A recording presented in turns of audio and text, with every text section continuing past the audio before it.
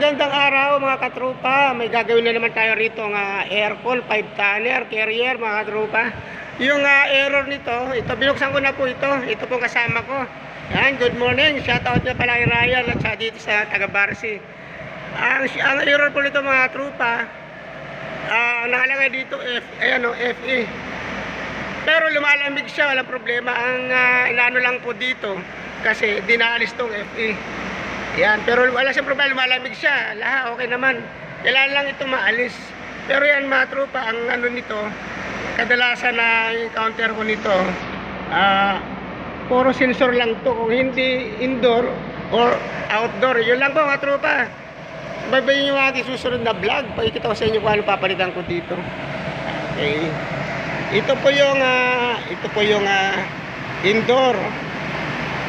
Yung tawag nito switch, sensor switch, yung dalawa. Sige po.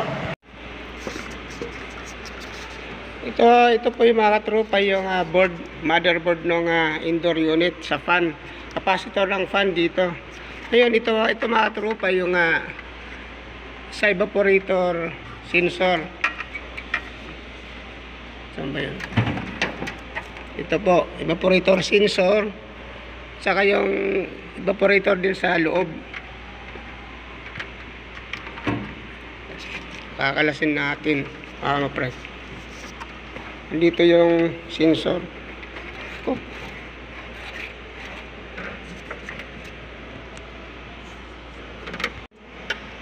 Ito mga katropa, kukunin natin yung sensor sa likod ng evaporator.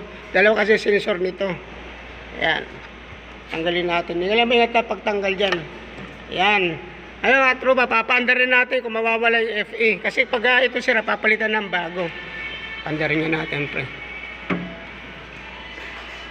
Tingnan muna. Turilyo mo muna, pre, ito. Kahit isa lang.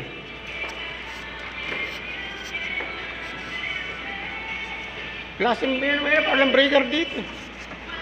Ito kasi mga katropa, pag walang breaker dito sa malayo.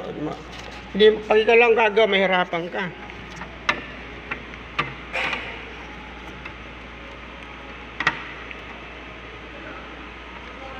Yan, okay lang.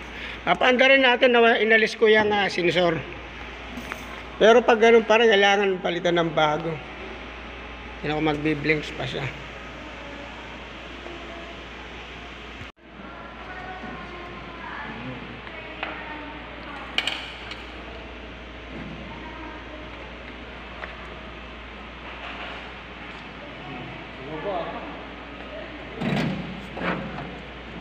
Ito ba ang baba pa? Ayan, ayan o meron. Ayan, baba pa siya. Tanggalin ko rin, takip eh.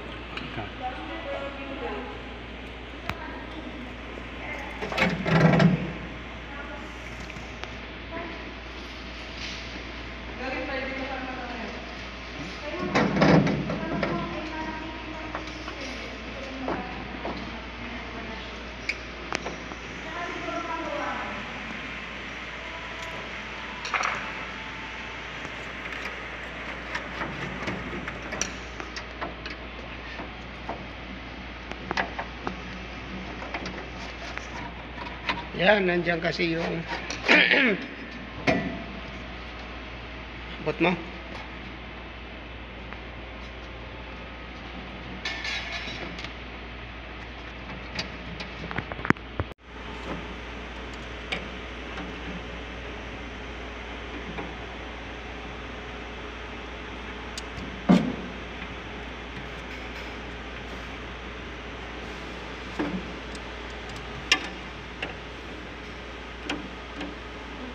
Yun.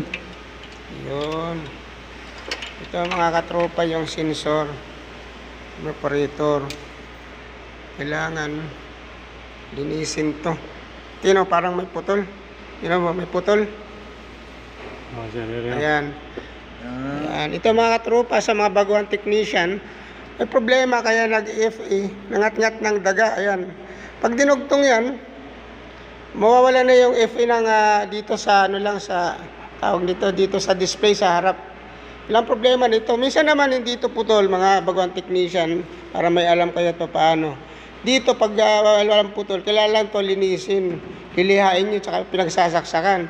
Ngayon, pag nilihain mo nyo katropa, tapos hindi pa rin siya, nag-error pa rin siya, replace na kayo ng brand new. Ibig sabihin sa rin natin. Ito walang problema. Naputol lang po. Ngat-ngat lang ng daga. Yan po. Thank you very much po. Huwag po kalimutan yung mga bagong mga po sa aking YouTube. Like and subscribe lang po. Thank you very much po. Ganyan lang po ang gagawin nyo sa mga baguhan technician. Ngayon kung mayroon pambili kayo ng brand nyo, pwede naman bumili, pwede naman hindi.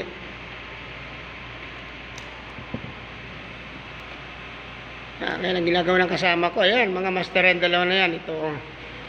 Master Showbiz. Master. Dito lang nakalagay yan. Kailangan buksan nyo nga tropa yung dito. Kasi nakatakip to. Ito yun. Right. Yan. Nakatakip siya ng ganyan. Kailangan bubuksan ito para makita nyo yung coil ng evaporator.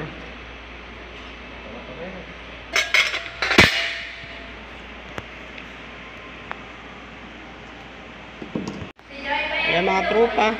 Dalawang sensor kasi mga tropa. Isa dito sa automatic. Kabitan natin yung naputol na sensor kanina. Kabit na natin. At mapandar natin. Titingnan natin kung gagana pa yung wala ng FE. Kailangan naka-analog nose kasi medyo maliit. Medyo malabo na rin yung mga mata ng nagkakabit.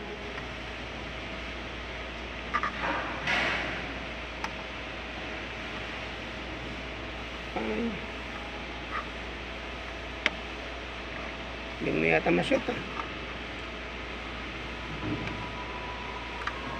Ayan. Saan?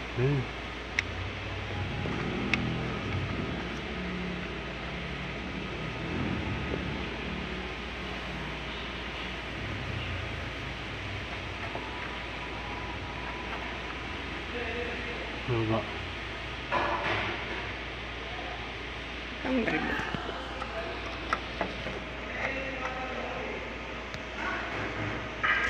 Ano ba ito saksakan? Hindi na. Hindi. Talaga siya. Ayan na po mga katropa yung pinalitan natin. Ay, hindi, ni-repair lang pala yung, yung error code ng FE. Ayan na mga tropa. Sa mga technician, baka magkaroon kayo ng alaman dito ng mga baguhan. Ganun lang pag ng repair ng FE error ng carrier 5-tanner non-inverter mga tropa. Ayan, wala na kanina kasi nag-blink siya, nakalagay FE error. Ibig sabihin, sa sensor lang po yan. Dalawang sensor yan, thermostat. At saka dito sa likod, yung sa ano po yan, automatic sensor. Ayan na po. Nakakalas po kasi diyan kami nagtanggal ng dalawang sensor dito lang. Maraming salamat po. Thank you very much po sa panonood sa aming video. Thank you very much ulit.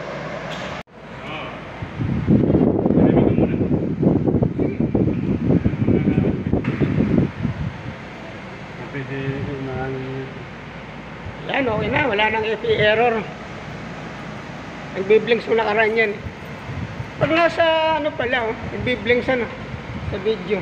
Huwag ka malapit.